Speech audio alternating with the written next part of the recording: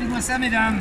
On a fait un petit sauté d'inspiration asiatique pour faire goûter le kimchi d'Annick qui est là. Et ce que vous avez là, c'est du sétan.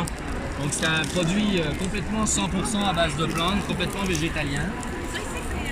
Ouais, c'est une petite bouchée, un petit craquelin sur lequel on a mis un peu de sétan, on a mis un peu de champignons et on va rajouter un petit peu de kimchi là-dessus, la farine de pois jaune et l'huile de tournesol du prairie. Et avec cet épaississant-là, on a fait un petit burger ici pour Vallée des Prairies, qui est une entreprise qui est sans doute pour nous la capitale du bio dans la région. Il y a beaucoup de producteurs bio au Québec, mais Francine a commencé, elle a 74 ans, elle a commencé très tôt. Et comme Daniel, qui est un spécialiste du bio, et le Québec entier vient consulter Daniel pour savoir comment faire pousser en bio de bonne manière. Et Francine, c'est la même chose. C'est quelqu'un qui a un puits de science en biologique et sur qui on peut vraiment compter pour développer des vrais beaux produits. Et on est tombé très amis parce qu'elle a beaucoup d'ingrédients à travailler. Et moi, j'aime beaucoup valoriser les ingrédients végétaux le plus possible. Donc par exemple, elle a 3000 livres de carottes déclassées numéro 2. Elle ne savait pas trop quoi faire avec. Plutôt que de les tasser au compost, ce qu'on va faire, c'est qu'on a développé une solution pour pérenniser la durée de vie du produit.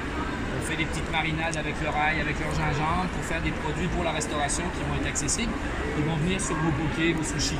Donc, de cette façon, on jette plus. Depuis un mois et demi, on travaille à optimiser le burger de la vallée. Le burger de la vallée est un burger végétarien que Vallée des Prairies commercialisait depuis déjà longtemps. Et puis, les gens le trouvaient très très bon parce qu'il y a un bon goût de luzerne qui est vraiment le fun.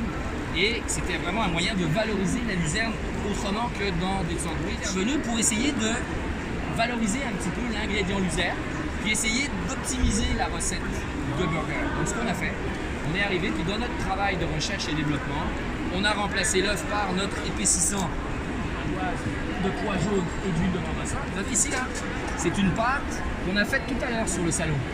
Vous avez vu? On peut en faire quasiment une boule. Okay? Ben, ce produit-là, qui est fait à base d'huile de tournesol et de pois jaune, on va pouvoir l'utiliser pour faire toutes sortes de choses. Et ben, on l'utilise notamment comme un roux déjà prêt à l'emploi pour épaissir une sauce. C'est un peu comme ça qu'on a travaillé le produit tout à l'heure. Et avec ce produit-là, on peut faire un hummus parce qu'on va le délayer dans un petit peu de bouillon et un peu de citron pour avoir quelque chose qui va vraiment être le fun. Et l'avantage, c'est qu'on l'aura travaillé en beaucoup moins de temps que si on était parti du pois chiche. On aurait dû faire tremper, faire cuire et faire en sorte que le burger se tienne, éliminer l'œuf pour les personnes qui sont allergiques aux œufs notamment.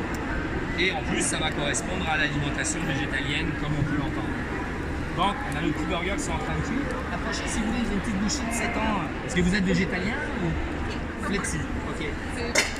Alors, comme la plupart de nos clients, en fait, chez nous, dans les gens qui utilisent nos produits, il y a 4 clients sur 5 qui mangent de la viande mais qui cherchent des alternatives différentes.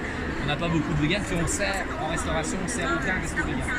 On sert que des restaurants qui servent de tout et qui veulent justement offrir des alternatives différentes pour des professionnels. Récapitulatif, on a un petit concours ici. Si vous mettez votre nom, vous courez la chance de gagner un petit panier, valeur de 50 $ de produits locaux de mes copains de la région, avec le Prairieur, avec Vallée des Prairies qui va mettre un burger là-dedans, avec toutes sortes de choses. Et puis, cette semaine, jusqu'à vendredi soir, vous avez un 20% de rabais sur notre boutique en ligne. Quand les gens aiment ça, je passe du temps dans la cuisine parce que j'essaye de transmettre un petit peu mes compétences pour ce que j'aime faire. Donc, c'est dans ce sens-là qu'on a développé l'entreprise. Et donc, on va proposer à nos partenaires producteurs d'utiliser nos techniques et nos savoir-faire pour développer leurs propres produits. Et c'est ce qu'on a fait avec le burger de la vallée de Francis. Ben, on a des petits cure-dents ici, il en reste un peu là, et on n'a plus de fourchette malheureusement. On arrive bientôt à la fin du salon et il y a eu du monde. On va pas se plaindre, hein, c'est pour ça qu'on est là.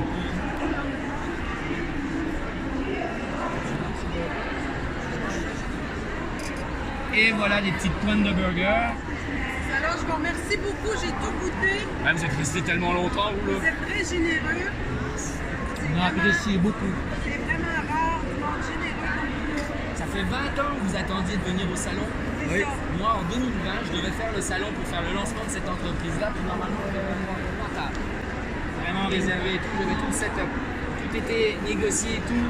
fin février, on rentrait au cochon dingue avec un steak de blé, au jaja avec la grillade pizzaiolo. Tous les restaurants on rentrait au château Frontenac. Le 26 février, j'avais vendu à tout le monde. Le 13 mars, tous les restaurants fermaient et j'ai été arrêté complètement dans mon élan. Donc aujourd'hui, vous avez bien fait de venir parce que c'était notre lancement officiel depuis 2000. Merci. Bon retour à chez nous. Merci. Vous êtes un très bon chef, monsieur. Merci. C'est sûr qu'on va communiquer avec vous. Votre prénom c'est Jonathan, Naja.